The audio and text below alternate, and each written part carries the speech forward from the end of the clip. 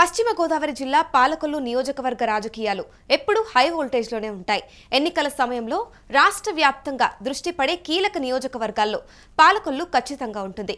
అయితే ప్రస్తుతం ఇక్కడ వినిపిస్తున్న ప్రధాన ప్రశ్న ఒక్కటే, పాలకొల్లు వైసీపీకి ఎందుకు అందని కోటగా మారిపోతుంది అని.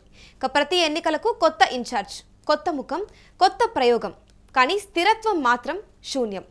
ఎవరు మన అభ్యర్థి, ఎవరి వెనక నిలబడాలి అనే స్పష్టత లేకుండానే పార్టీ క్యాడర్ ప్రతిసారి ఎన్నికల బరిలోకి దిగుతోంది. పాలకొల్లులో వైసీపీ పరిస్థితి ఏంటి? అసలు ప్రతి ఎలక్షన్కి కూడా ఇక్కడ ఇన్ఛార్జిని ఎందుకు అధిష్టానం మారుస్తూ వస్తుంది? అసలు వైసీపీ ఇక్కడ పాలకొల్లులో టీడీపీని ఎందుకు ఎదుర్కోలేకపోతుంది? గత 3 ఎలక్షన్లుగా ఒకరే ఎమ్మెల్యేగా టీడీపీలో ఎందుకు కొనసాగలుగుతున్నారు? అసలు వైసీపీ క్యాడర్ సరైన బలం లేదా? దీనికి గల కారణాలు ఏంటి? వైసీపీలో సరైన ఇన్ఛార్జిని అధిష్టానం ఎన్నుకోలేకపోతుందా?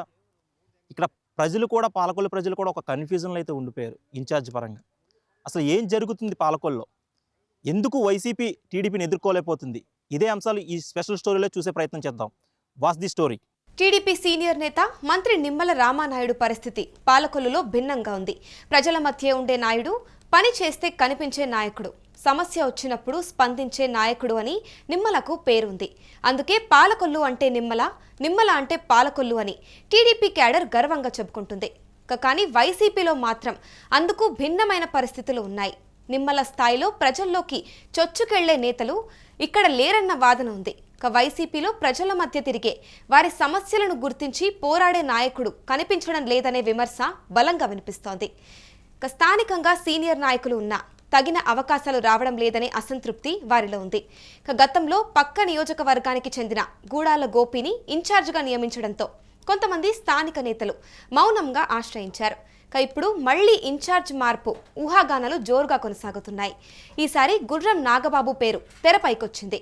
2019లో జనసేన తరపున పోటీ చేసిన గుర్రం నాగబాబు ఆ తర్వాత వైసీపీలో చేరారు. అయితే ఇప్పటికైనా పార్టీ ఆయనకు న్యాయం చేస్తుందా, లేక మళ్లీ ప్రయోగాలకే వెళ్తుందా అనే సందేహం క్యాడర్లో ఉంది. కానీ ఇక్కడ ఎవ్వరు వచ్చినా నిమ్మల రామానాయుడి బలం ముందు పోటీ అంత సులభం కాదన్న వాదన నడుస్తోంది. ఎందుకంటే నిమ్మల రామానాయుడు ప్రజా సమస్యలను రాజకీయంగా కాకుండా ప్రజల సమస్యలుగానే చూస్తారు అని స్థానికుల అభిప్రాయం ఉంది. వైసీపీ విషయంలోకి వస్తే పార్టీ అంతర్గత రాజకీయాలు ఎక్కువగా ఉండడమే ఆ పార్టీకి శాపమన్న అభిప్రాయాలున్నాయి. మరి ఈసారైనా వైసీపీ సరైన స్థానిక నాయకుడికి పూర్తి బాధ్యత ఇస్తుందా, స్థిరమైన ఇన్ఛార్జ్ను నియమిస్తుందా, లేక మళ్లీ ప్రయోగాలకు వెళ్తుందా అనే చర్చ వైసీపీ వర్గాల్లో నడుస్తుంది. స్వయంగా వైఎస్ జగన్మోహన్ రెడ్డి పాలకొల్లు నుంచి బరిలోకి దిగిన రామనాయుడిని ఓడించడం అసాధ్యం అంటున్నారు పాలకొల్లుకు చెందిన టీడీపీ క్యాడర్. పాలకొల్లు రాజకీయాలు తేలికవి కావు.